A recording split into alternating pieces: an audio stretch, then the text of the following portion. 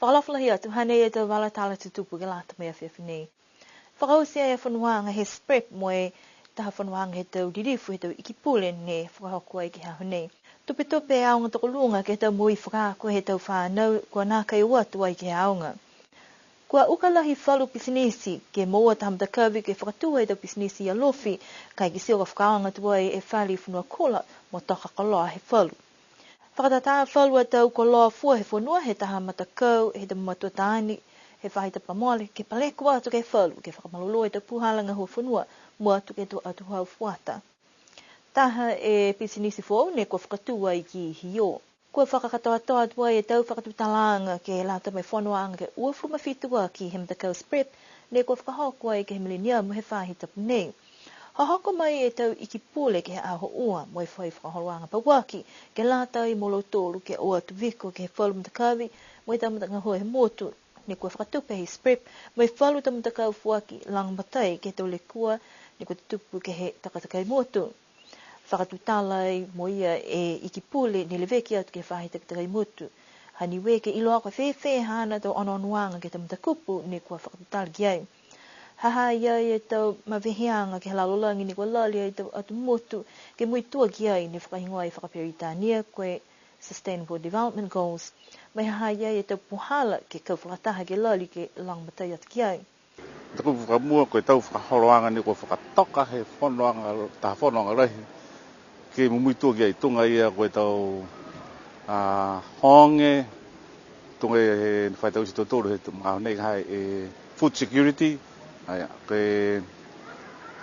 ka koe mtapatu tōru ne ka koe hongfuru mawhite katoa. E tau whakatokatokanga, kua lanta ki mui tua ki ai e tau motu he lauraki. Whauru ni pehe mai, kua pāte whana. Ke ngahohua, e whakangahohua e tau whakahoroanga he hako higiaki anga matangi. Whauru motu, kua tō mua. Whauru motu, ai la poi. Ka kua pāe whana hake, si whakakisi mai whoke lau tōru ke whanoanga nei mau tōru. E nākai ringa ngā hua whakarataha Pasifika. Kai ke kope he whakatai ko tūwaru. Mōta tūwaru a tupe lahi mai Green Climate Fund. Ke whakahora ki tangoa tūwaru. Si koe mua whewhe tūwaru. Whanatanga ha mangoia ke kumi he matakau nei he SPREP. Poko he matakau SPC. Poko hai whoki. Kumi koe mua whewhe whoia. Tau si whewhe tu puhara muka. Kai ua nonofo ni moe lari si hoke tau mga whakamui ko tō mua tika hai whone tō mui. Koe hiki ki ang he matangi taha he tamtakupula lahi ni kua talia uloa kua lata ke whai tau sianga mai lali ke whakalaulahi e tau whakatutalanga ia moe whakangahua ki ai. Tuanga ke whakangahua e tau whakahoroanga he hiki ang he matangi climate change. Si pehe mai ka hai tamtakupu climate action. Kua rahi tika hai whakatūtara. Long e tau kumi ang. Siku mga honei kua lata ke whakangahua e tau whakahoroanga ia. Kisia mai he tau tarahawang he tau motu. Ke he tau puharan de ko hoki e, tau mtakau ko hoki e. Taha e mtakupu foki ke he tau koloa ke he moana po ke tofia. Kua lahi e tua he tau atu motu e Pasifika ke he tau koloa ne toka ai moe kua lata ke leveki moe pui. Koe tahi, ocean. Si behe mai e whakahoroanga ngā he taha e tau matakupu hongfuru mawhitu. Ko ilo au si tōru hai tahi, koe tahi. Kai koe hunga tau mene hai i kere he tahi, i lot he tahi.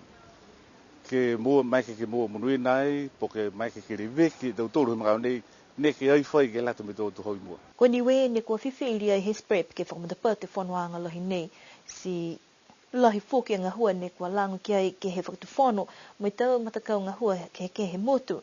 Kai whiawhia lau tōru ne hoko mai ke whanuanga ha kua mitaki e tau whakatokanga ki mai kisia ai whalua mena ne kua kehe. Ma whare e whanu e haka kisia. Si pia whoki mai taki ango ere taki au ta whanuanga lahi behe nei. Ko kisia whoki hei tō whakahoranga mai whiawhia whoki. Koe whanu whakausi ai he mtakau he SPREP. Ia tu Pasifika ke whahoki ni wei. Koe tau e ne toi me mua. Ko sa mua ni ke whakahoki. Si ko aiti mai ke hake o ke kisikisi tau project ki tau motu. tunga ne fai lang matai he spread poko tau kau tu ko ki tu pe la lang o tu mo ni ha ki Samoa ka to nga hua ni ki sia ko horo mi taki na kai ni horo mi taki riu ne ke o vi ko fok ai pa ko ya wa kwa tari he fono ang to kwa mo ne e ore ki tamai ki ni we si fia fo ko lo tolu e o mai he mai ki sia lo to long to fua se ko ta mena fo ki ende nga hua ki ai mo fa ta ka to fa lo ang lo ta fo no nei he puianga mo rive ki to fua ai tau la fo do fono ne ko fo mo le fono ke por e la te mo ke rive ki ha u fa ha no o i go le ne ke pa kia e to tanga to mo be he ne e no ni ke whamelonga ke halo tūru hako mai, ne ha iai e taha whakalanga ku, ke hahui niawhi, mai ke halo tūru ke tōa i whalwatua kau, ke he walafunua i ariruki. Ne whakaosia e whanuanga ke he awhiawhi nei, mai taha kai ne whakahoku wai ki tuapa, hai fōki e whakauruanga he taha matanga hua, ne whakaingoa ke Bridge to Reef, tō whai whakalaulahianga, hangawi ke walatala ia ke whahita pukahau. Ko whai mana te whahi whakaako tāma, hani we ha koe kiskisianga ke tau ni mela whānau, ko lohe mga ko nā kai o atu ke haonga, mua te kalau tōre tō whānau haonga tukulunga, ne kua mamunaki ke whakahoko e tau kamtamata. Ko kisia ke mga ho nei, kua hahai e whalu whānau, kua whakatumau ni ke lohe tō mga ho nā kai hoko atu ke haonga, mua i tō tua i fōki halo tōru e tau whakaakoanga. Ai koe tāla tō tōru ai ke pehe koe tō whānau osi. Hai ai e tō tama ni hai ai do tama ni ko mai long ko tu mau e pia ke loto si kom nai fufu hang o to hang ke madutaki tu te hang ke loto le to mamatua ke lata mo to fana o mai na go na fra ko fromo tol fai to ko mo fai tama no fai tu mo to ko long fa hang e mo no mi ga mo to le hang tunga koi takalanga whakahanga ni e whanau ni kua nofo e toko ena e laulahi e tō mga taha mga aho e mga aho ka Māori hai ai e tau whakalawelawe ni tutupu i tō awhila ile e hatu tōlu a motu si taha he tau lawelawe ia na taha si ahu bolu fulma on e tama mo tole hanga taha he tau lawelawe ia toko hiwau e tama ni e o mai e aho ia he hanga koe hawha e aonga i more hawha e aonga i e umai e aonga haka tō lawe lawe whaka maanga, whaka motu ne hata tōlu. Si māma e tō mana usia, hako e tosi hata tōlu motu, tosi putangata, si ka whai mena ni tupu pia ka ha. Mōri, tōna nofo e tō whanau ke long matai i tō mga whawa ke lata mo tō aho pia. Longa e tō kakano ne kua no nofo e tō whanau ki kaina me whalu, mga nā kai mailonga ha whalu e tō matua kua nā kai ua te tō whanau halo tōru ki haonga. Kai hahai ai ki loto he tō matawhanu tohi he motu. Ha ni we e tau whatakaanga ke lata moe mui whakaako tō whanau, moe tau tunhia halo tōru pia ni me tō tangata ne kua le veki atu ke halo tōru. Mai he tau whalo tau whakatokatakaanga nei, mai ke whaitau seanga tunga e whakahala ke lata molo tōru ne kua holia e matawhanu. Kai nā kai la hokosia e aonga tukulunga haniwe ke he lakanga ia. Hai ai te whakatokatakaanga mo tōle haonga. Ka eke ke ai hoko me tama haonga si hea mai, po ke i meri mai, o tō tahi mitaki tō i meri ai mani, hea mai ke haonga, ke whakailoa mai, koe hea nei hau e hakamna kai hoko mai e tama hau si ai whakailoanga mai a kai. Ai te iloi mo tōlu kaha, koe hingoha mo tōlu mai a kakano, ki tuku hifu, he pepa, koe hea e tama i nei hau ai. Koe tuku hifu ni mo tōlu kaha, koe ai whai kakano. Si ke tō mnea, ke kauwhalatahe aonga mo tō mamatua, ke kau mai e tō tama ka eke kei o mai tō tama he aonga hako tau lawelawe. Hea mai ke whakailoa mai ke aonga, ua toka nuni pihia ke pūrangi ka, ke ai loa koe hea nei hau ai.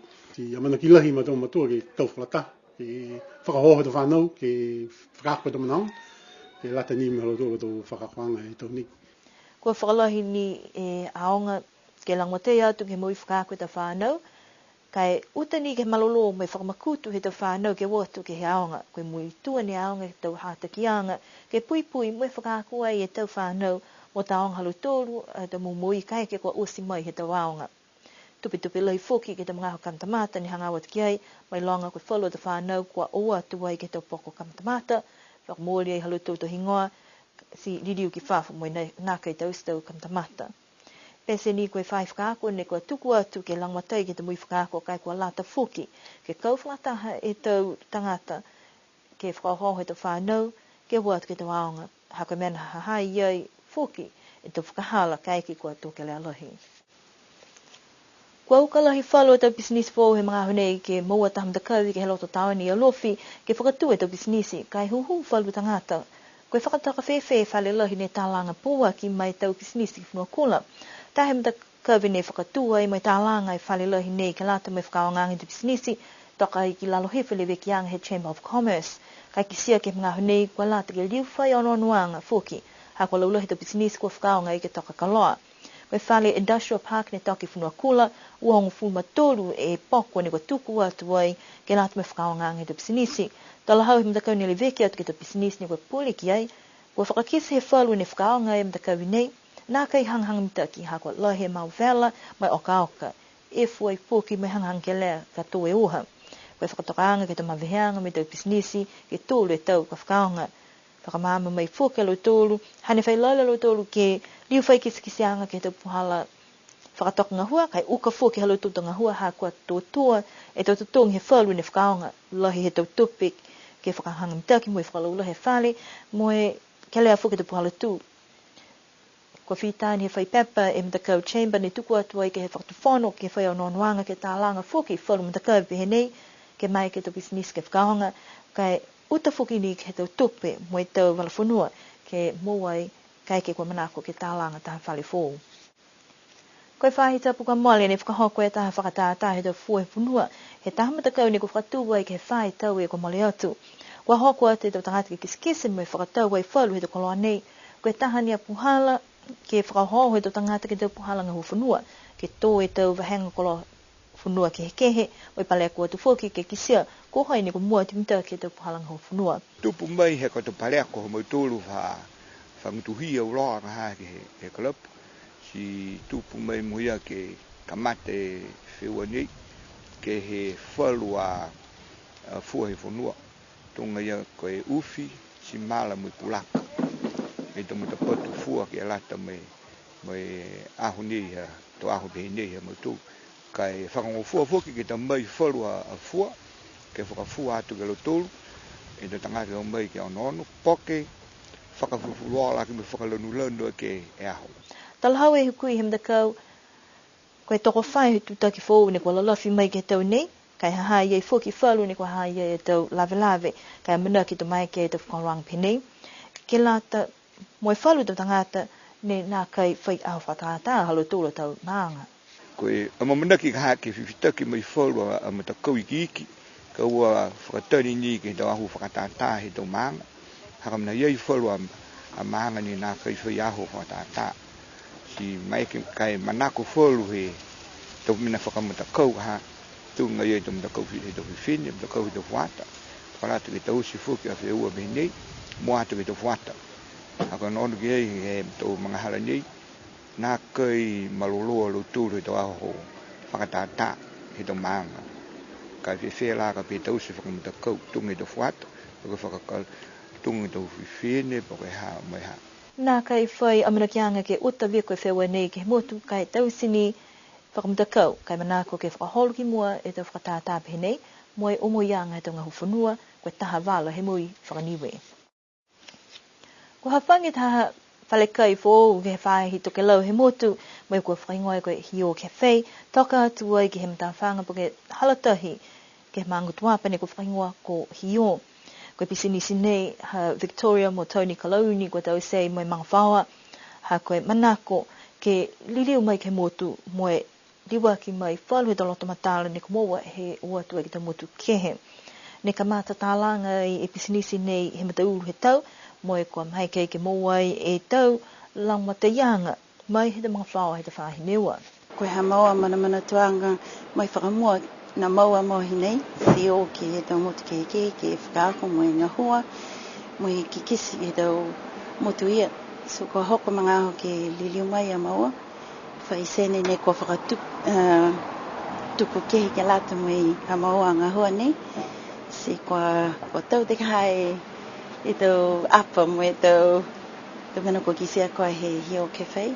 Koe taha mena ni kua kisia tali mahi ka mata koe la he tau lang matai mai he tau mawhao me tau ka pisinga. Pese ni kua long he tau whalekai ke motu. A hai e tau puhala ni kua lali ke whakakehe whakatose. E tau kai me tau inu ke whakafua atu ke tau tangata. Koe motu tose atu tau ka. So, na kai mana koa cafe hio ke compete mo e ha cafe foki. Ngā hua uloa. Si iloa iau koe ngai tau mena hawhaoa ia ni tunu. Loto au ke he whakatose haku. Ka hau e tangata si pehe ke au. Fia kai a skuli me au he cone. Ai sela mana pia au. Kai sela asa mo mana he maanga. Ka pehe tangata fia kai hamburger au. E hamburger pehe nei. Mai ke au ke pehe tau si pia ha lofi mo tamkautonga. So koe objective hamauto I cafe hio ke fōki taha mana ne kehi. Kua mana koe whalekai he hio cafe ke fua ke tau kai kehe me nā kai tatai ke he whalu fōki. Kua mana ia ne kua whiwhiri ai ke hiki tu mau e tau whakaroanga ke tau aho takitaha. Tola he whiawhia, kisia he tau mata, kisia he alatola mangaho ni nonofo hinei. Ai inu ni kai e coffee mo pia sio. Koe nonofo ono. Tola he munuina ka he view, he kisianga koe he mga honei he ono ki tahi. So, tau tulisi, tau tangata motu, tola he whiawhia a koe hawhanga cafe hio. Moi whai mea na whoki ni ka he whahi nei ke o mai tau tangata ki awhi ki ai. Kua whai amana ki anga ke whakalaulahi e whalekai ke he halatahi. Pia whoki moi lalofi atu whoki tākau pā whakawhiawhia ke lata mai tau tangata. Whakausi mai nei e tau walatala tutupu ke lata mai a whiawhi nei amana ki liriu ke wharebepe nei whoki whaitapu kahau. Kai wa ni moi aho whakatātā he mango alufitu ke lau ka whakahoko e ki piliasi ke ha whaiumu. Nono wha, nini pō tō liriu ke wharebeia.